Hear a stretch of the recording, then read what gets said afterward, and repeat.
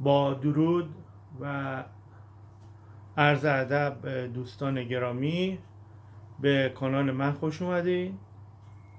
اول یه گفتگوی دوستانه دارم، بعد دوست عزیزی در مورد انتخاب ماهی و شروع کردن آکواریوم آب شور، با چه ماهی میخواد داشته باشی شروع کنی سوال کرده بود. اول یه گفتگوی دوستانه کنم، اینو تو ذهنم اومد، دلم نیومد که نگم. یک، قبلا هم گفتم تو ویدیو، اگه نگاه کرده باشید، اگه گفتم آکواریوم داشتن به خاطر اینکه نمیدونم این یا این شخص، اون شخص، پسر خاله اون، دختر خاله اون اینجا داره، تو این فیلم داره، تو اون داره، از روی حسادت یا اینکه مثلا دیدیم اون داره چشم به ما هم بخریم، هیچ وقت نمیتونی آکواریوم موفقی داشته باشی. شما باید علاقه‌مند به یه چیزی باشی، از روی حسادت و چشم به هم چشمی این حرفا نمیتونی بری ماهی بخری. اون نمیدونم آکواریوم آب شیرینه، نمیدونم پلنت خریده، خیلی گوگلیه، ما بریم بخریم، گوگلی مگولیه، ما هم بریم بخریم. همچین اخلاقه گند که متاسفانه اصلا خیلی مد شده تو جامعه امروز. بریم بخریم ما هم، آره اون خریده چشم هم چشمی. نمیدونم یارو مغازه وا میکنه اسمشو میذاره سوپرمارکت قاز، همه میشن سوپرمارکت قاز. آقا خودت باش. هر کسی که نمیتونه یه علاقه داشته باشه، هر کس به قول معروف منحصر به فرده. اگر علاقه به ماهی داری، حالا چه ماهی میخواد، آب شیرین باشه، پلنت باشه، چه آکواریوم، باید علاقه مند باشی، عاشق باشی، بعد بری ماهی بخری. یک. دوما گفتم از روی نمیدونم چشم به هم چشمی و این حرفا نمیشه آکواریوم داشت، چون آکواریوم نیاز به اطلاعات و آگاهی داره. اگه اطلاعات کافی نداشته باشی، یه دونه ماهیگلی هم نمیتونی نگه داری. اون تصورات چرت و پرت قدیم، آقا ماهیگلی ها میندازیم تو حوض خودش غذا میخوره نمیدونم فلان، نه، حیوانو فقط به کشتن میدیم میره، فرق نمیکنه. داشتن ماهی نیاز به اطلاعات داره، چه یه ماهیگلی باشه چه چیز. دوم، داشتن ماهی، اگه آدم خسیسی هستی نمیتونی خرج کنی.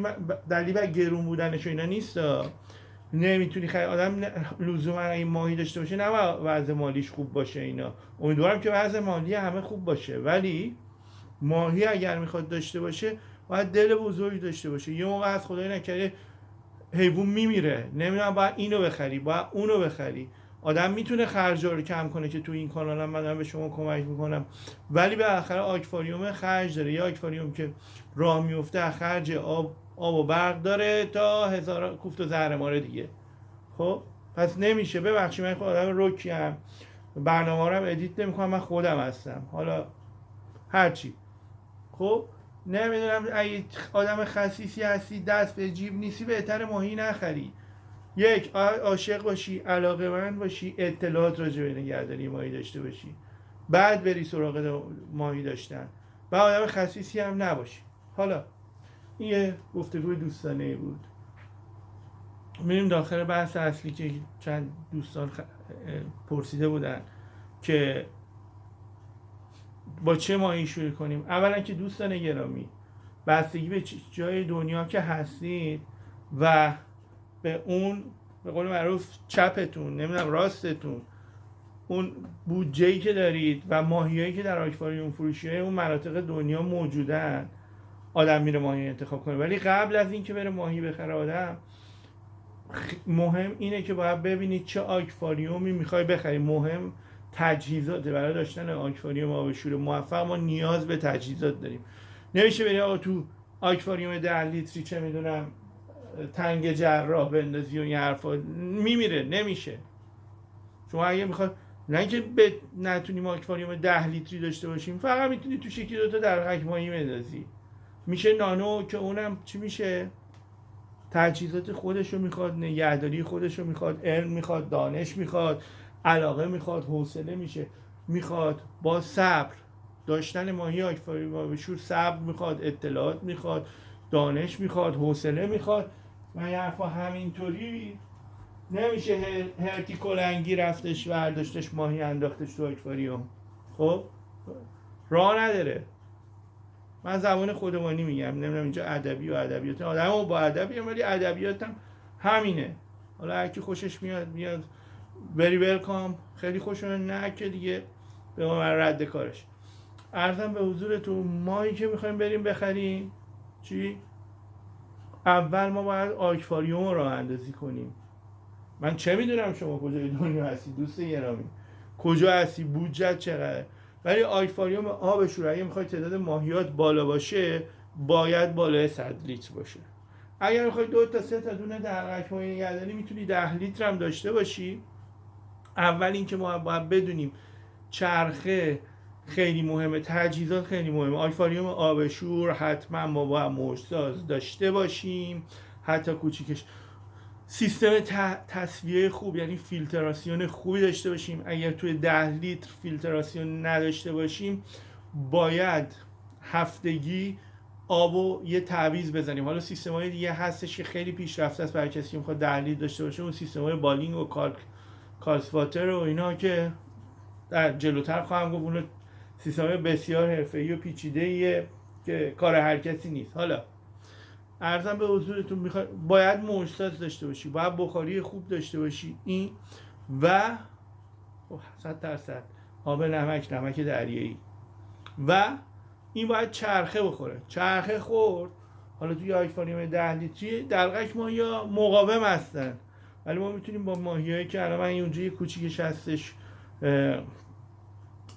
دمزرد دمزل یا گروه دمزل ها، ملوان ها، با یه دونه 2 تا تو آکواریوم میتونیم شروع کنیم، چون اینا ماهیای هاردی هن، یعنی خیلی سخت جونن و به تغییر شرایط آب مقاوم هستن و کمک به چرخه آکواریومتون میکنن. بعد که این ماهیا رو اضافه کردیم، 8 روز 10 روز یه هفته از غذادهی و نگهداری این ماهیا گذشت و پارامترهای آبمون تقریبا جا افتاد و هر روز به قول معروف یا یک روز در میون اون غلظت نمک رو اندازه گیری کردیم و بین رنج در حدود محدوده 10-21 تا 10-24 نگهش داشتیم، اون وقت میتونیم حالا مثلا توی آکواریوم 10 لیتری 2 تا دلقک ماهی هم اضافه کنیم، حالا چند تا مرجان نرمتن، نه مرجانهای سخت. حالا سخت هم میشه اضافه کرد، ولی مرجانهای سخت بسیار نگهداریشون حرفه‌ای، سخت به مواد و عناصر دیگری احتیاج داره که اونو باز راجبش صحبت خواهم کرد. پس میتونیم یه 2 تا دلقک ماهی اضافه کنیم بعد اینکه این چیزا رو اضافه کردیم. حالا اگه آکواریوممون باز اصلا 100 لیتری بود، 200 لیتری بود، 300 لیتری بود، 500 لیتری بود، خب ما 2 مدل چرخه داریم که من درباره چرخه قدیمی صحبت کردم و چرخه جدید، که چرخه جدید که چرخه سریعه، باز همون سریع و من سعی می‌کنم 7 روز ازش بگذره. حالا تو اون صورت میتونیم یه گروه ماهی هم اضافه کنیم زمانی که چرخه از مدل چرخه سریع استفاده کردیم و باکتریای بنفیشال. ولی آب باید جا بیفته، باکتریا باید رشد و نمو کنن. بدون رشد و نمو باکتریا در آب ما نمیتونیم ماهی اضافه کنیم، نمیتونیم محیط یا اکوسیستم مناسبی برای زندگی و رشد و نمو به شقایق ها یا ماهی ها ایجاد کنیم. چون ما میخوایم یه اکوسیستم درست کنیم، یه اکوسیستم که هیچ وقت هم نمیتونیم مثل دریا درست کنیم، چون اون قدرت خداونده. این اکوسیستم بسیار بسیار پیچیده است. خب پس چیکار باید کنی دوست گرامی؟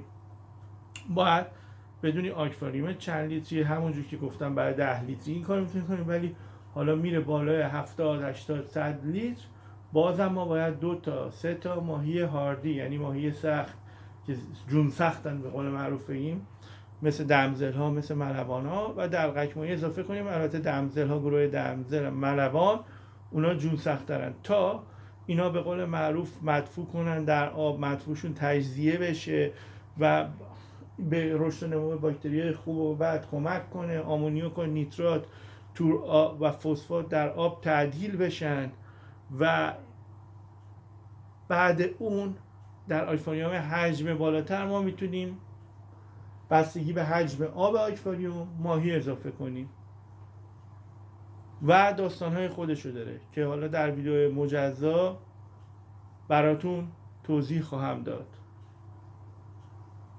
خب همونجوری هم که اگر ویدیوی قبلی رو دیده باشین، این ماهیای من بیماری سفیدک یا اک گرفته بودن. 90% اک به روش خودم، به روش مرد آبی در کنترل خوبم. فعلا به قول معروف بزنیم به تخته، بزنیم به آهن، لغت بزنیم به در، لغت بزنیم به دیوار یا هر چی، خوبن. این دوستای کوچیکمونم اون پایین حال میکنن. چون دارودهی کرده بودم و چیز، امروز پروتئین اسکیمرم روشن کردم که یه خود این مواد اضافه رو از آب خارج کنیم تا ببینیم چی میشه. امیدوارم که روز و شب خوبی و هر جای دنیا، این دنیا که هستید، سپری کرده باشید. بهترین آرزوها رو براتون دارم. حالا یواش یواش براتون برنامه‌های بیشتری خواهم ساخت. پیروز باشید. روز شب بر همگی خوش. خدا نگهدار.